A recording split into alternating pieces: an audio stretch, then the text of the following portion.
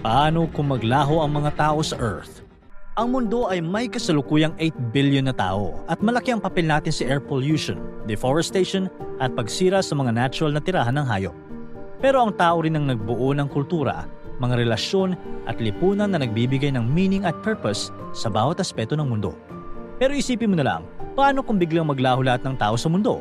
May mangyayari bang malaking sakuna o mas magiging masigla at malaya ang kalikasan sa ating pagkawala? Tara, pag-usapan natin ang posibleng kapalaran ng Earth kapag nawala ang sangkatauhan. Dahil sa dami ng unpredictable scenarios, maraming dahilan kung bakit posibleng mawala ang mga tao. Naranasan na natin ang mga pagsubok tulad ng global pandemic, global warming at giyera. Posible ring mangyari ang mga sakuna tulad ng pagsabog ng bulkan o pagbangga ng asteroid, tulad na nangyari sa extinction ng mga dinosaurs noon. Sa religious aspect naman, meron ding konsepto na tinatawag na the rapture, kung saan ang mga naniniwala ay sinasabing aakyat sa langit habang may mangyayaring malaking pagbabago sa Earth. Nakakatakot isipin, pero sige, sa ngayon, isipin natin na biglang nawala ang lahat ng tao sa Earth sa isang iglap. Sa unang mga linggo, matapos mawala ang mga tao, mabilis na magiging problema ang kalagayan ng mga alagang hayop tulad ng aso at pusa. Yung mga nasanay na pinapakain araw-araw ay maghahanap ng paraan para makalabas at makapaghanap ng pagkain. Pero yung mga nakulong sa loob ng bahay o mga cages, alamang hindi tatagal at hindi na makakasurvive. Sa mga zoo naman, mas malala ang sitwasyon. Ang mga hayop doon, lalo na yung mga hindi native sa environment, ay walang kakayahang maghanap ng pagkain o tubig para sa sarili nila. Kaya mabilis silang mamamatay. Habang ang mga hayop tulad ng mga daga at ibon na dati takot lumabas, ay unti-unting magsisimulang gumala ng malaya sa mga kalye at maghahanap ng pagkain sa mga basurang naiwan ng tao. Kahit ang mga houseplants tulad ng peace lilies ay apektado rin at mabilis na mamamatay dahil walang magdidilig sa kanila. Pero ang iba naman ay pwedeng tumubo at mabuhay ng mas matagal katulad ng snake plant, ZZ plant at photos. Ang mga grocery stores at palengke ay magiging epicenter ng mabahong amoy mula sa nabubulok na pagkain. May malaking pagbabago rin sa kalidad ng hangin. Unti-unting gaganda ito dahil wala ng emissions mula sa mga sasakyan at pabrika. Mas malinis din ang mga ilog at lawa dahil wala ng industrial waste. Pero ang pinakadelikadong mangyayari ay ang pagtigil ng mga nuclear power plants. Kapag wala ng tao na magme-maintain sa mga ito, hihinto ang paglamig ng nuclear waste. Ang tubig na nagpapalamig sa nuclear waste ay mabilis na kukulo na magre-resulta sa malakas na pagsabog at sunog. Ang mga radioactive na chemical na lalabas ay kakalat sa kapaligiran, partikular sa lupa, ilog at lawa. Ang kontaminasyon ay magiging mapanganib sa wildlife at ecosystem sa mga lugar na apektado. Ang ilang chemical ay magiging delikado sa loob ng 300 taon, habang ang plutonium, ang isa sa pinakadelikadong elemento, ay mananatiling radioactive at makakasama sa kalikasan ng higit 240,000 years. Pagkalipas ng ilang taon matapos mawala ang mga tao, unti-unti nang aangkinin ng kalikasan ang mga urban areas.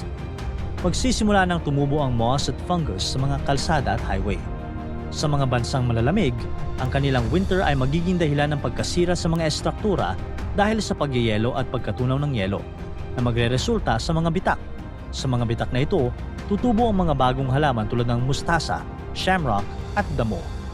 Sa lahat ng lugar, ang mga estruktura ng tao ay magsisimulang magpakita ng senyalis ng pagkasira.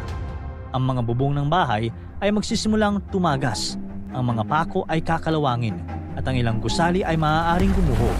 Sa mga paunahing lungsod, ang mga kalye ay matatambakan ng mga nagkalat na bubog mula sa mga nahulog na bintana ng mga skyscraper.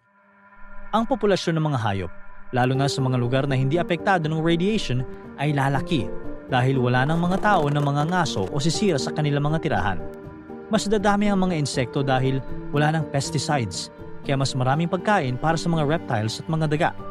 Sa mga lugar na kontaminado ng radiation mula sa mga sumabog na nuclear power plant, mananatiling walang buhay ang kapaligiran. Ang ecosystem sa mga lugar na ito ay patuloy na mamamatay dahil sa radioactive contamination. Sa karagatan, makikita ang unti-unting pagbuti ng kalidad ng tubig habang bumababa ang polusyon mula sa industrial waste at sewage. Babagal ang pag-acidify ng dagat dahil sa pagbaba ng CO2 o carbon dioxide sa atmosphere, na magbibigay daan sa mga marine ecosystems na makabawi mula sa mga pinsalang dulot ng sobrang pangingisda at polusyon. Makikita ang mga isda at coral reefs na unti-unting nagre-recover, Pero hindi agad mawawala ang mga plastic at iba pang marine debris na patuloy na magiging problema. Ang pagbawas ng underwater noise pollution ay good news para sa mga marine animals na mas makakaramdam ng peaceful environment. Pero dahil walang tao na nagmamanman, dadami ang mga invasive species tulad ng lionfish.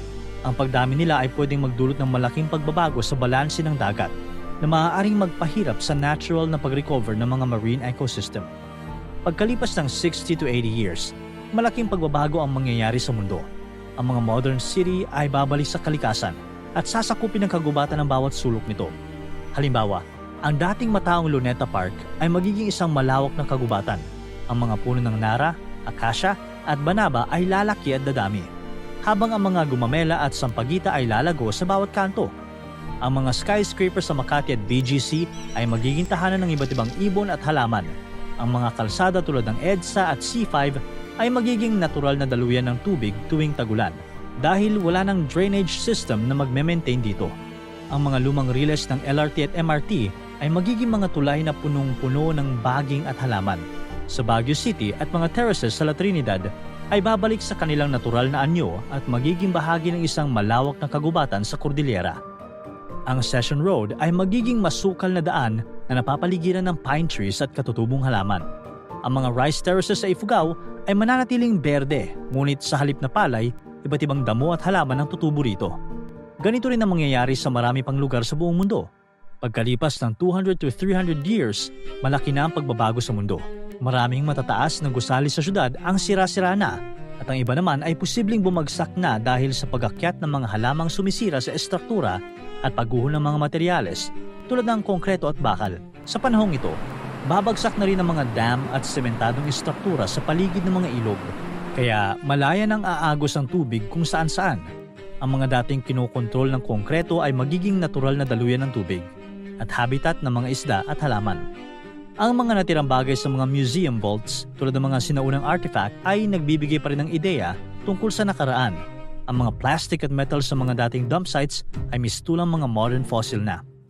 Sa mga lugar na dati may nuclear power plant, maaaring may residual radiation pa rin, pero unti-unti nang bumabalik sa normal ang environment sa mga apektadong lugar. Ang ginto, diamante at ilang uri ng pera tulad ng mga coin ay maaaring manatili pa rin sa mga tagong lugar tulad ng vault. Ngunit sa mundo na walang tao, wala na silang halaga o pakinabang. Ang papel na pera naman na dati pinagkakaguluhan ay for sure nabubulok na sa mga panahong ito. 500 to 1,000 years mula nang mawala ang tao, magiging isang green paradise ang mundo. Ang mga skyscraper at modernong buildings ay matatakpan na ng makakapal na kagubatan, habang ang mga daan ay magiging mga ilog at lawa. Mas magiging malamig ang klima dahil sa pagdami ng mga puno na nag-a-absorb ng carbon dioxide. Ang mga lugar na dating mainit tulad ng Metro Manila ay magiging mas presko dahil sa mga bagong kagubatan na bumabalot dito. Ngunit, hindi pa rin perfect ang lahat.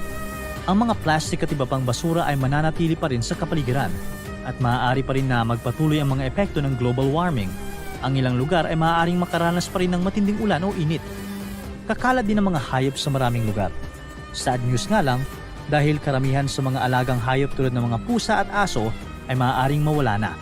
Ang ilan sa kanila at ang iba pang mga domesticated animals tulad ng mga kabayo at baka ay nag-e-evolve na rin pabalik sa kanilang wild state. Ang mga ito ay makikita sa kagubatan, open fields o sa tabing dagat bilang mga bagong species. Ang bilis ng mga pagbabago, di ba? Kaya pagkalipas ng 5 to 10 million years, halos wala nang matitirang bakas ng tao sa Earth. Ang mga sikat na monumento tulad ng Mount Rushmore ay makikita pa rin. Pero sobrang apektado na ng erosion. Ang mga mukha ng mga presidente ay halos hindi na makikilala. Ang mga sinaunang istruktura tulad ng Great Pyramid of Giza at Great Wall of China ay matutuntun pa rin. Pero magiging ibang-iba na ang itsura nila kumpara sa dati. Karamihan sa mga gusali at iba pang man-made structures ay matagal nang nawasak at natakpan. Kahit halos wala ng bakas ng tao, hindi pa tapos ang pag-recover at pag-evolve ng mga ecosystem. Ayon sa mga pag-aaral, ang kompletong pagbalik ng biodiversity at ecological complexity matapos ang malaking extinction event ay maaaring abutin ng 2 hanggang 10 million years o higit pa.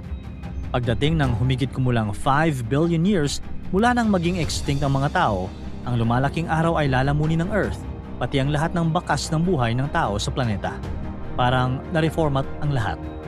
Buti na lang, may isang bagay na magpapatuloy.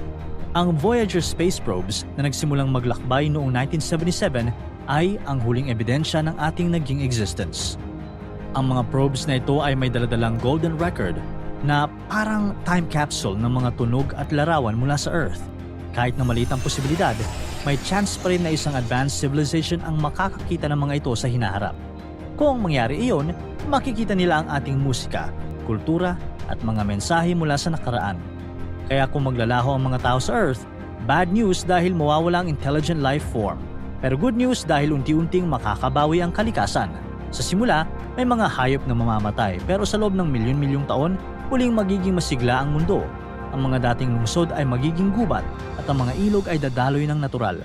Bagamat may mga lugar na patuloy na maapektuhan ng nuclear disasters at plastic pollution, sa huli, mawawala ang bakas ng tao at babalik ang Earth sa dating green paradise. Para tuloy-tuloy ang saya at kwentuhan, huwag kalimutan mag-subscribe sa Bubbly YouTube channel at pindutin ang notification bell